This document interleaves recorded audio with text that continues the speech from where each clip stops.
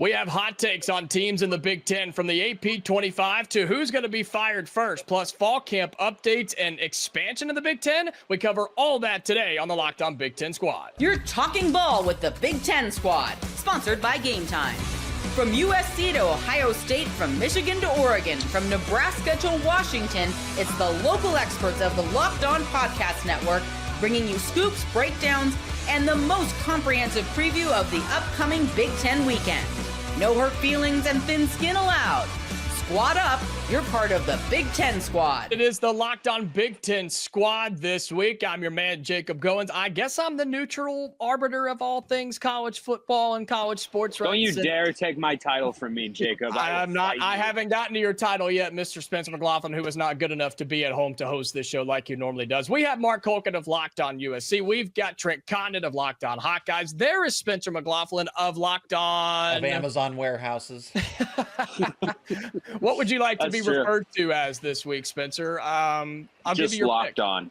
I am locked on everything. Zach Seiko of Locked On Nittany Lions, and Nick Arvin. He returned. He's back for week 2 from Locked On Boiler Makers. Folks, we're going to have a couple joining us as we go as well. And we're going to get fall camp updates. We're going to talk about Big Ten expansion. But we start today's show. This is family style today. Everybody jumping in. Give your picks. Give your thoughts. Give your reactions. Couple of hot takes around the Big Ten. And we start with the newest released AP Top 25. It came out earlier this week. The Big Ten had 6 teams ranked in the Big Ten, or in the top 25. SEC had 10 ranked in the top 25. Is this truth? Is it real? Is it right? Or is it just SEC bias like it normally is? Give me your thoughts. Give me your takes. SEC bias in the top 25 or no? Yes. There's plenty of it to go around. I mean, we're used to it at this point. I don't know how many national championships in a row the Big Ten will have to win in order to get the respect that it probably deserves compared to the SEC. Why don't we just make it 3 in a row as a conference this year and then see what the conversation is like? But yeah, I looked at a number of teams, like Florida in the top 15. I'll give a neutral arbiter stance here, one could say. Michigan at 14 is laughable. That is way too high. Florida at 15 is way too high. What is Tennessee doing in the top 25 when they lost their quarterback? And why is Oklahoma inside the top 20 off a 6-7 season? Just the inconsistent logic applied by a lot of AP voters, I think, is rather prevalent, because the thinking with Oklahoma is, well, they didn't end well, but they had a great offseason. Well, so did a number of teams. And by the way, why is Texas Tech number 23? They had a better season than Oklahoma last year. They didn't lose to Navy, and they had a great offseason with a top 3 transfer portal class. Why are they at 23 and Oklahoma's at 18? I have a suspicion. All right, Mark, you said there's SEC bias, but I think you just believe that in general, don't you? I've just seen it longer than most of the people here in the room, probably. It's just, it is what it is. Mark is old was the takeaway there. Mark is old. Yes. It's wash, rinse, repeat. Every year the SEC comes out immediately, we're the best conference in the country, yada, yada, yada. They read from the same manifesto, and then the next poll comes out. You've got, 10 SEC teams ranked, and Spencer made the case. Why is a 6-7 Oklahoma team, forget the top 20, why are they in the top 25? Yeah. Period. I mean, it makes zero sense. Because they address certain needs in the transfer portal. Well, every team, addressed certain needs. So it's just a bias. It's a hypocrisy, and you learn to live with it. I'm not saying that USC deserves to be in the top 25, but I think when you invert 6-7 and 7-6, you look at Texas A&M, they're in there. USC beat them. LSU's in there. USC beat them. What was the criteria used by all these different voters to say, all right, yeah, let's put Tennessee in there, even though they had some pretty difficult offseason things to deal with, like their quarterback ditching. I was actually even going to point that out, Mark, that why shouldn't USC be in there? The defense took a step forward. Jaden Maiava seemed to have given them stability at the end of the year, and they went 2-0 against the SEC. Where is the thing? And that's coming from me. Well, this is the humble mark. This is the humble mark coming across right now. Wow. I don't think we've heard that yet on the Locked On Big Ten squad, Mark. I'm proud of you. I had Ohio State fan do my bidding for me. I think it was on X, who pointed this out. USC went 2-0 against the SEC, and who is conspicuously missing from the top 25? So when I have an Ohio State fan, saying, hey, attaboy, I feel good. Well, speaking of Ohio State, Jay Stevens of Locked On Buckeyes is here as we discuss, is it SEC bias that there are 10 teams from the South in the top 25 of the AP poll and only 6 from the Big Ten? Jay, you have comments. Trent, Nick, Zach, I know you all have things to say. Is it SEC bias in preseason rankings here? Yeah, I think so. 100%. If we're going to go to hot takes, though, I don't know where we are in the show as far as the hot take portion of the top 25, but Jacob, I'm kind of surprised that Michigan's ranked ahead of Indiana based off last year. And you think with the brand that they have, they're going to be better, but they do have a true freshman starting quarterback, which is a big wild card. Indiana has a quarterback that's done a lot of things out at Cal. So you at least know, you have a sample size in college about what he's going to be. I don't understand Michigan being ahead of Indiana, let alone like top 25 to me, that's out of the question. I don't get the SEC bias. I don't get Michigan being in the top 25, especially above the Hoosiers. Trent, what about you, my friend? SEC bias, or does the Big Ten deserve more teams? I don't know if we deserve more teams, but it just gets over the tip. When you got 10 teams in there and you play the joke of an 8-game schedule on top of it, of course there's going to be teams that are propped up with 8-4 records, and they're going to be on the periphery of the top 25 throughout the course of the year, and it's an absolute joke. I do have a hot take for you, though. Uh-oh. I have it to a problem with our neighbors to the east, and that is the Fighting Illini of Illinois. 12th in the country. Yes, they return 16 starters from a year ago.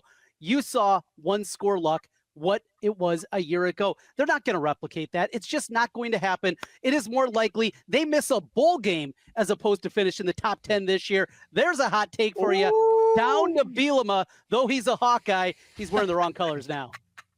I love it. I absolutely love it, man, because Indiana plays them week 4, which I don't, Indiana it is what it is. Since I'm arbiter of things on this show, but Spencer, you've had your time. Nick, what is your thoughts? Is the SEC overrated or is the Big Ten underrated since not a single game has even been played yet? Absolutely, Jacob. I think it's a little bit of both. The Big Ten definitely could pull some more teams into that preseason AP poll, whether you look at a USC, whether you look at a Washington that wasn't able to kind of make the cut in there. You see that there are 10 SEC teams, a lot of those that I don't know if they're necessarily deserving or not. You throw in all those teams that do have some question marks around them, a little bit more so than a USC or a Washington, and you start to realize, hey, there is an SEC bias here. There's an SEC bias in the preseason poll. And if we think about the preseason poll, it really doesn't matter. It's just something to get the fans excited before the season. We'll see how it plays out on the field. But one thing I did want to mention is, Jay, Zach, your team's kind of flipped. We got Penn State at 2, I believe, Ohio State at 3. Is that correct? Yep. I thought that was interesting. Obviously, I have a lot of respect for both Penn State and Ohio State, 2 great programs. But when we see how dominant Ohio State was last year, I don't see how you can put Penn State over them at this point in the season. And Zach Seiko's probably upset since his team is just beat out in the AP poll by one of those SEC squads. Texas 1 and Penn State number 2. Yeah, I wanted to jump in here on this. And Nick, a lot of great points, but these polls do matter. Because when you're looking at the comprehensive resume, if you win a ranked game in week 1, week 2, week 3, the team, they were ranked, they were overrated. Sometimes those teams change over the course of the season. So I put value and I put stock into the rankings. So it absolutely matters where they are, whether that's in week 1 or obviously when it matters more towards the end of the season. But if you pick up a ranked win, whether that team is justified completely or not, is going to help your resume for any team in college football. Let me point out the SEC bias here in the fact that this just gives them a lot more blind optimism to brag and say that they're the best conference. Look, we have all these teams in the AP top 25.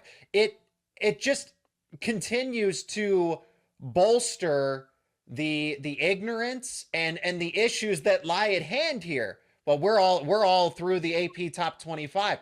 Got to play the games. got to play those games. Yeah.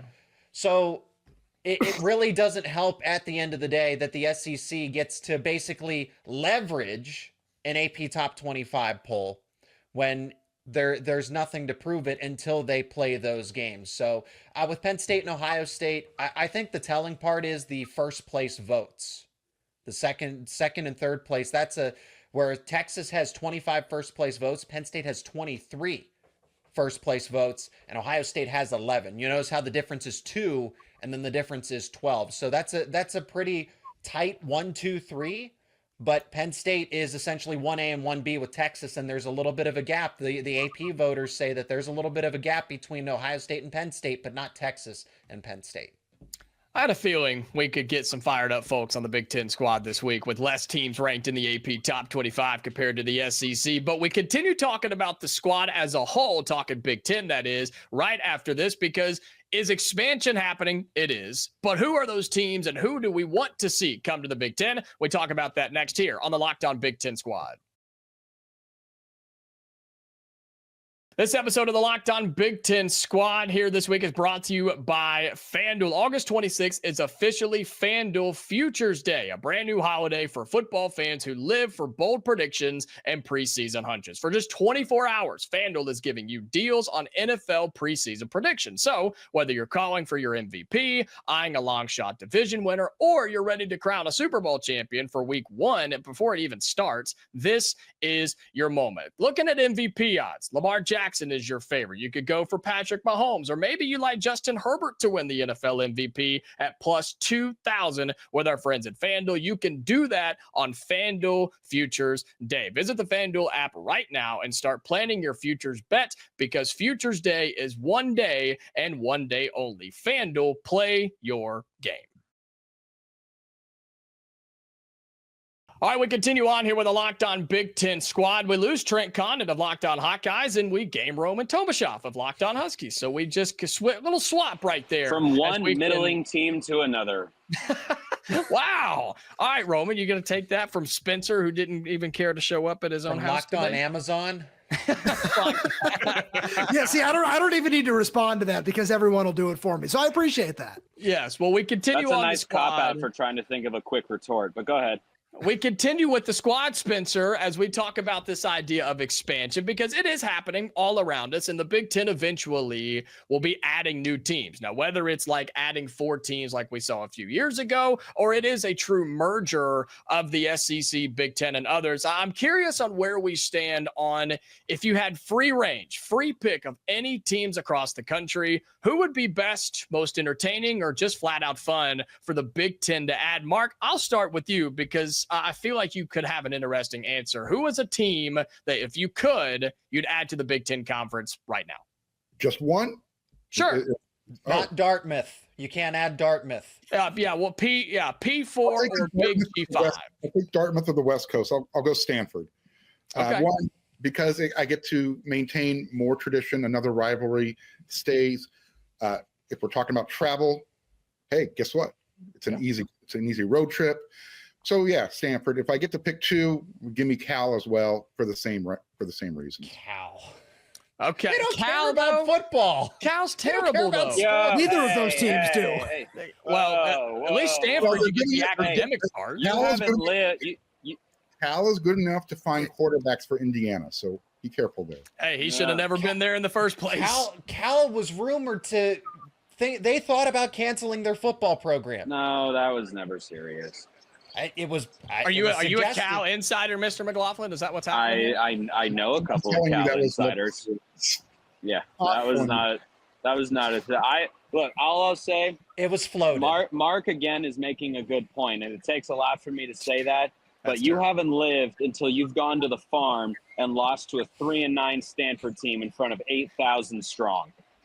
Hey, I can get behind the Stanford edition, but Cal would just be, I mean, do I dare say, sorry, Nick, I hate to do it. Would it be another Purdue? Just kidding. I think Purdue. You gotta bring the rivalry. Bring the rivalry game. You got the big game over there. They fight for an axe. I mean, whatever. All right, speaking of fighting, Nick, you and I might do it at some point. If you could add a team to the Big Ten right now, who would it be and why? How about kicking out a team, Purdue? Yeah. This is the Sorry, year. it's not you. It's not you. It's not a personal thing. Purdue, can we talk relegation? Purdue. I'm in support.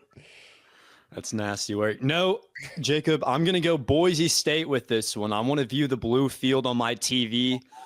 Big Ten kickoff, 11 a.m. Central, 12 a.m. Eastern time. I would love to see some Boise State action in the Big Ten. We saw them join the Pac-12, whatever that's going to be going forward in 2026.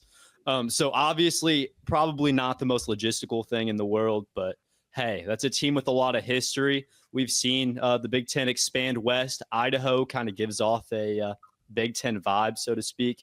And I would love to see that blue field on TV every morning. I think Boise and Chicago are like basically the same. I mean, the Big Ten's 50 states wide at this point. It goes coast to coast both ways. I mean, that's just what the Big Ten is. And so Jay Stevens of Locked On Buckeyes, would you want to add another big team from the SEC or the ACC to challenge Ohio State, or are you going with some technical community college, for the blind, like Mark did? It's interesting you mentioned those two conferences, because that's where my mind has been anytime this conversation comes up about where do you want to pick another Big Ten team from.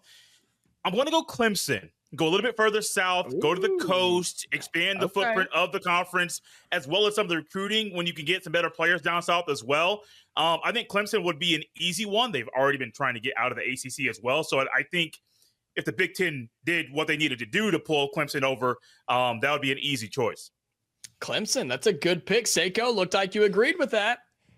Clemson is a fringe one.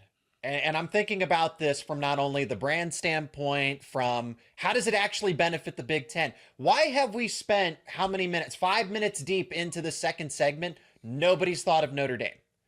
Nobody said Notre Dame. I was going to say Notre Dame. The team, yeah. So because I hadn't been asked yet. Okay, so Spencer, you're not hosting today. Some of us are on the same page here. He asked a question, I answered. Notre Dame, like all the schools that we have named so far, the Big Ten wouldn't even accept them, aside from maybe Clemson, maybe.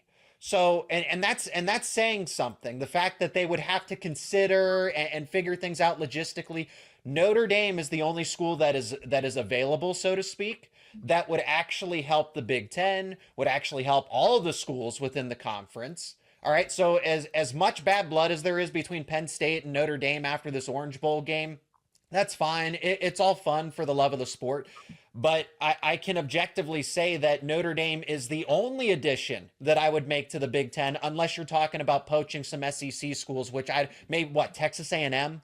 I think Texas A&M is upset because Texas ended up joining. So if they were looking to leave, that is one of the only other schools. Those two schools are the only ones that come to my mind when you are actually adding and making the Big Ten. You make the Big Ten worse by adding any of those schools other than Notre Dame or Texas A&M or another SEC castoff.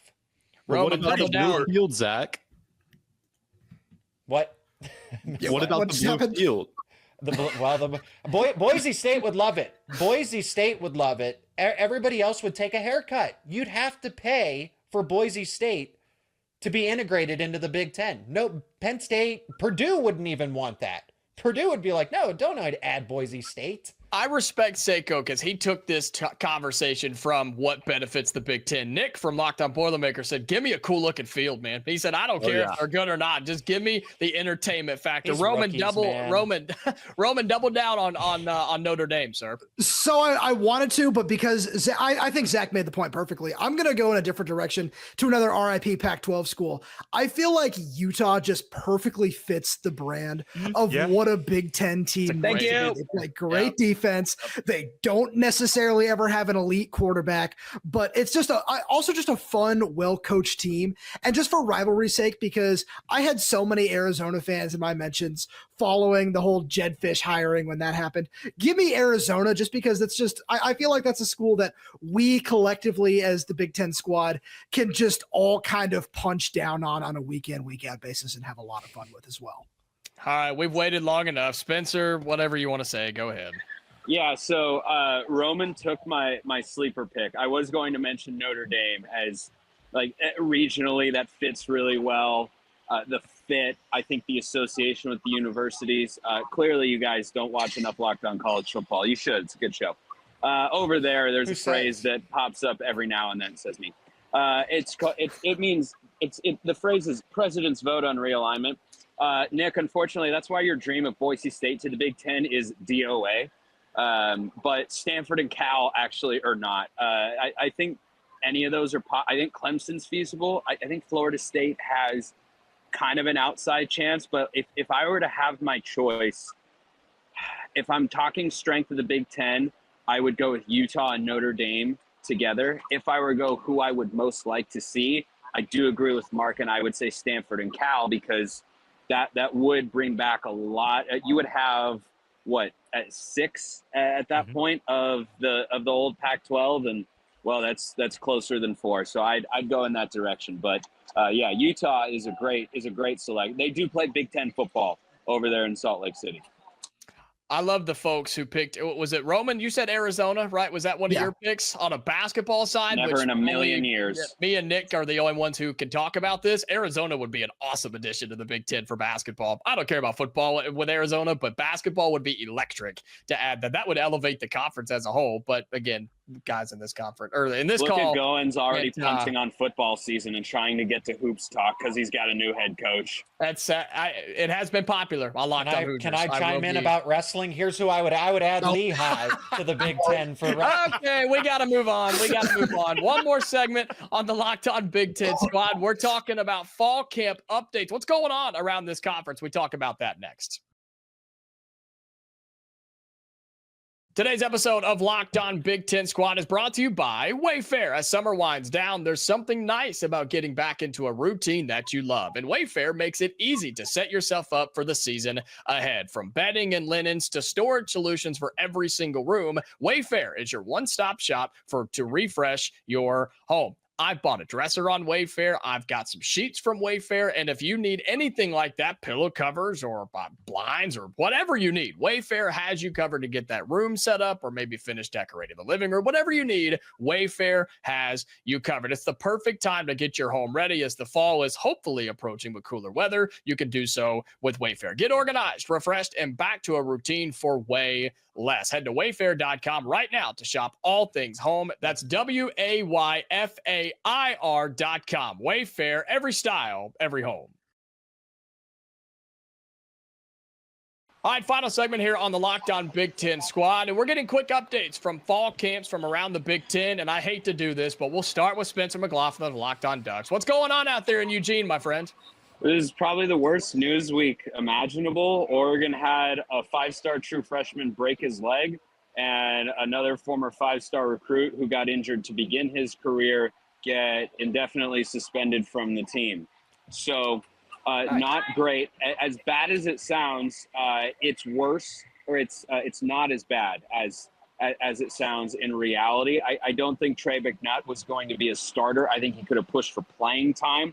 But I just wanted to set the record straight for all the other fan bases in the Big Ten that it was not a good news week. McNutt could have been playing, Dickey could have been playing, but the headline might read Oregon has multiple 5-stars that are not there that were going to be a week ago. That's true. But luckily Oregon's got enough talents where neither one of those guys were going to be high-end starters necessarily this year. So I think they will be all right, but just wanted to make sure I could set the record straight. But I should make my flight, because if I miss it, because I was talking with you hooligans, I am going to be really upset. Spencer McLaughlin, Locked On Ducks. Thank you, sir. We'll see you again back here on the squad next week. We'll go in reverse order here as Jay Stevens of Locked On Buckeyes. The whole order just changed on me. Jay Stevens of Locked On Buckeyes.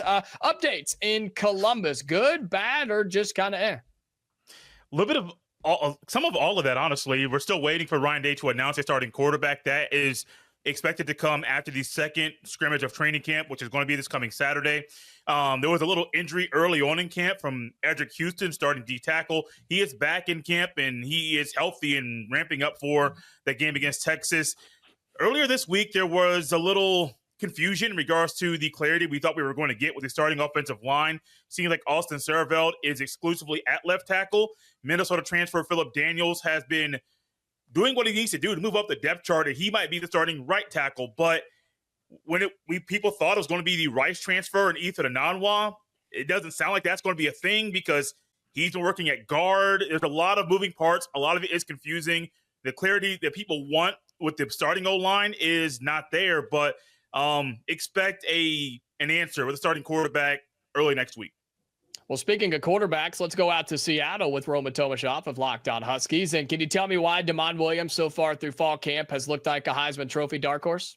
He's been just absolutely spectacular, truly, during fall camp, where on my Thursday edition of Locked On Huskies, I've talked about how he's been like just truly inaccurate for the last couple of days, which has just not been the case for the rest of fall practice. He's done a great job protecting the ball. He's somebody who I called him one of the best weapons in college football because of the way he can get outside the pocket and throw on the move. Jed Fish has done such a great job creating just different scenarios for him in terms of bootlegs and just different things he can do in the offense where he can utilize his athleticism in space, and just he turns up field and can pick up 6, 7, 8 yards when he's not being accurate. And at the same time, he's got a really fun trio of wide receivers in Denzel Boston, a preseason All-American who is making his return to the practice field on Thursday after dealing with a hernia surgery. And then Rashid Williams and Zach's favorite wide receiver, Omari Evans, who has been really, really solid in camp as well. And then on top of that, the offensive line has been the biggest thing to watch, where Washington's got a really solid group of a mix of young guys and veterans, where Carver Willis at left tackle from Kansas State has looked really solid. I really like how Landon Hatchett and Jurassic Party, the two returning starters from last season, have looked as well. The one competition has been at left guard, where it's redshirt freshman Paki Finau versus true freshman John Mills. And both those guys have just looked really, really good. John Mills is somebody who I've been really excited about for a while. Washington flipped him from Texas late in the process last season. And I just look at both those guys, and I think that no matter who ends up winning the starting job, A, both those guys are going to play a lot, and B, I think the future of this offensive line is in really good hands. Let's stay on the West Coast with Mark Culkin with USC. And biggest storyline up to this point is what? I don't know if it's the biggest, but USC had have their presumptive starting nickelback probably be gone for the year. He had one of those non-contact type of injuries during practice, Prophet Brown. So they're kind of playing around back there trying to decide, how the dominoes are going to fall. As far as on the offensive side of the ball, offensive line is pretty set. They're, again, trying to figure out right tackle, left guard. Where's the depth is really what the issue is. I was kind of surprised to hear Jay talking about their offensive line and they're relying on transfers, which was interesting considering how well you guys recruit. Anyways, so you have that. And then still talking smack. I love it. I absolutely love it. I have to. That's who I am. But other than that, USC has a scrimmage on Friday that I'll be at. I'm not sure what I'll be able to talk about afterwards. Right now, it's a matter of the defensive line is taking all the headlines. It's kind of, and I hate to say it like this, but it's a little bit of a rich man problem right now. Is Coach Riley has to find playing time for the depth that they actually have compared to what we saw last year. So positives on the defense side of the ball. Offense, a little skeptical until I know for sure what's going on there. If Jaden Mayaba makes smart decisions, USC should be a 9-win team. And Nick, I heard your hot take. Kids say the darndest things. The hot take being that Purdue was going to upset USC, correct, Nick? I stand by that, Mark. I stand by that, Jacob. You're free to come on Locked On Boilermakers whenever you'd like. Mark he will take you up on that. To discuss that week 3 matchup in West Lafayette. Oh, my gosh. I'll let you think about it. We'll talk the week up. You can think about it. Well, speaking of non-rich man problem, let's stay with Nick Narvin of Locked On Boilermakers. New coach, new players, new everything, man. What the heck's going on there, West Lafayette?